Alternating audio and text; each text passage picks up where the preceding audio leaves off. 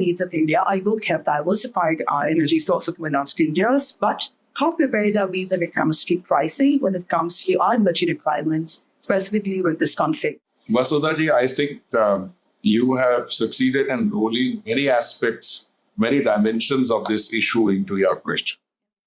How prepared are we? What will be the impact? We brought in prices and several others. First of all, let me start with the part which is more obvious. For a country which is dependent over 85% or 85% on the crude oil imports for its requirement, yes, the situation as it unfolds globally will impact us without doubt. A country which depends 50% on imports for our natural gas requirements equally will be impacted. But having said that, let me say two things. One is there is more oil available on the global market than at any point in recent history. Production, new product producers are coming on the market. I'm not referring just to Guyana, where it still has to come on stream, but a big find has been made. More suppliers in the Western Hemisphere. The United States is the largest producer, 13 million barrels they produce per day. They are going to add another 1.5 million barrels. Canada, Brazil, etc. So there's more oil coming on the market. Even if there were not to be the case, please recall that OPEC Plus and others had cut back production. It used to be 102 million barrels a day. They cut back 5 million barrels in order to limit the supplies available so that prices could be shored up. We have diversified our sources. On a typical day, we consume 5.5 million barrels of crude for refining, or a little more than that. What comes through the Straits of Hormuz is only about 1.5 million. So at one level, I can answer your question and say, if that I don't get that 1.5 million coming from there, I will increase my domestic production, don't export. And, because I'm also not an insignificant exporter, I will buy more from other sources. There's one country from which we used to buy 800,000 barrels or 1 million barrels a day. We cut down to 500,000 because more oil is available and we are able to diversify.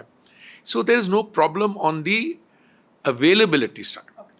On the price-wise, look, the Prime Minister has already demonstrated that if a government is conscious of the needs of its consumers, on 3 occasions he brought the price central excise down. I'm talking about November 2021, May 2022 and March 24. Central government reduced its excise and BJP states also reduced their VAT. I think as a result of the central government's action, the price came down by 13 rupees and 16 rupees respectively for petrol and diesel. Right. Okay, now, if tensions escalate, will the route be closed, the Straits of Hormuz? Frankly, people agonize about that. But as far as I'm aware, in the last 50 years of our history, of the history of this region, Straits of Hormuz has never been closed. But sir, do you see that as a possibility? And also, if that happens, what will be the impact Even on the freight there are expense? Causes of some concern. First of all, why would the Straits of Hormuz be closed? Because somebody would want to see it closed. I don't see it in the interest of either China or Iran. China, why? It's a very big consumer of the energy which comes through those straits. And Iran, because it produces some of the energy which doesn't go elsewhere, it goes there. So it would not be in their interest to close it. Would it be in the interest of the others? Yeah. Well, I think since President Trump came into office, he has been talking about drill, baby, drill. Yes. He is keen to bring the price of energy down. And drill, baby, drill is intended not only to ensure that enough energy is available in the markets, but price is reasonable and inflation comes down. So I'm not convinced that the United States would want that either. Other players, it doesn't really matter. If Iran doesn't want it, I don't see anybody. They will hit each other's oil installations. Hopefully that will be localized damage. Right.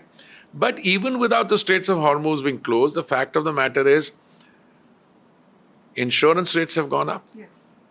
Insurance rates going up means there will be some additional cost, because how do you calculate the price of petrol or diesel at the bunk? And in India, 67 million people, 6 crores, 70 lakhs people go to the petrol station for different forms of energy, petrol, diesel, CNG, etc. Right. It's the cost of production of a barrel outside, the cost of insurance, cost of freight. Yes, it stands to reason if any supply route is closed and you have to reroute your supplies, then the cost of freight would go up. Yes. Okay. Cost of insurance, as I said, is go up because insurance companies would like to, cover their risk. So far, merchant shipping has not been hit. I knew during the Houthis attacks on the Red Sea, that used to happen. It's not happening now. But all said and done, price of oil has remained within that 70-75 region. Okay. And even prior to this, it was there. Right. It's only that little while after the Trump, this thing came down to 65. Now it's gone from 65 to 63 was the lowest to 76. So, price has gone from 60. No, price has not gone up from 63 to 76.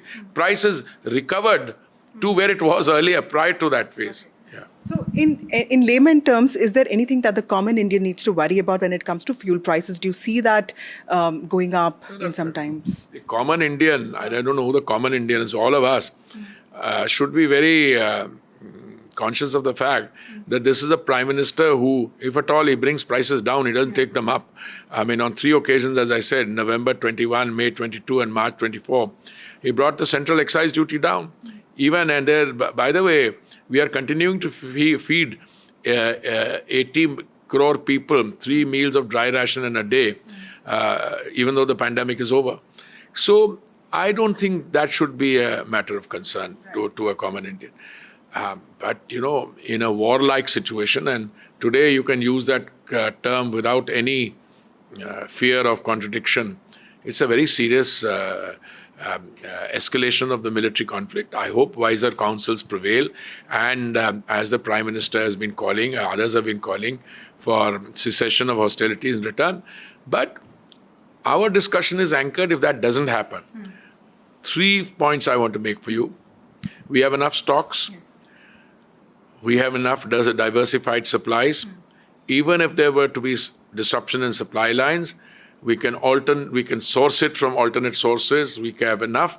Our 5.5 million barrels a day, which goes into our refineries for petroleum and petroleum product, I don't think that is something we are unduly worried about. Okay, that's very nicely said. Mr. Puri, also, we saw the Congress party attack you yesterday because you were talking about India's, stance and positioning. How do you see that attack on you, the personal attack on you, and specifically with regard to Trump-Munir's meeting and the Congress calling it a triple jhatka? See, I'm not going to get into issues of meetings and people's luncheon. That's not my portfolio. I would also not respond to the Congress party, but since you said it's an attack on me, all I can say is I was mildly humored. I was mildly humored because I wear this kind of a criticism as a badge of honor. I mean, somebody turns around and say, I was a failed diplomat. Well, your government appointed me as a permanent representative to New York. The rest is history. We won our Security Council seats. I think out of 189 countries voting, we got 186, which is a record of sorts. And I don't want to get into that because that gentleman who spoke, he also went on to say that I'm a failed minister. That I found even more endearing because my record speaks for itself, whether they're... But I don't need his certificate. All I can turn around and say is that when the Congress party resorts to having its spokesperson, self-styled or appointed, attacking a minister and attacking me, I think something I must have said has really stung them. And has stung them badly because instead of... he also added that I'm parroting the PMO line. I found that particularly endearing. And I want to thank him for it through your channel. Because if as a minister I can correctly echo the government's policies, particularly those announced by the Prime Minister, then I think I must be doing something right. Thank you, Mr. Puri, for speaking to NDTV. That was Hardeep Puri, Minister for Petroleum and Natural Gas, talking about how prepared India is when it comes to fulfilling its energy requirements in the face of this widening conflict between Iran and Israel. With camera person Shiv Kumar, this is Vasudha Venugopal for NDTV. So the Union Minister there again underscoring that there is nothing to worry and New Delhi is keeping a close watch on the ongoing conflict between Israel and Iran. NDTV will continue to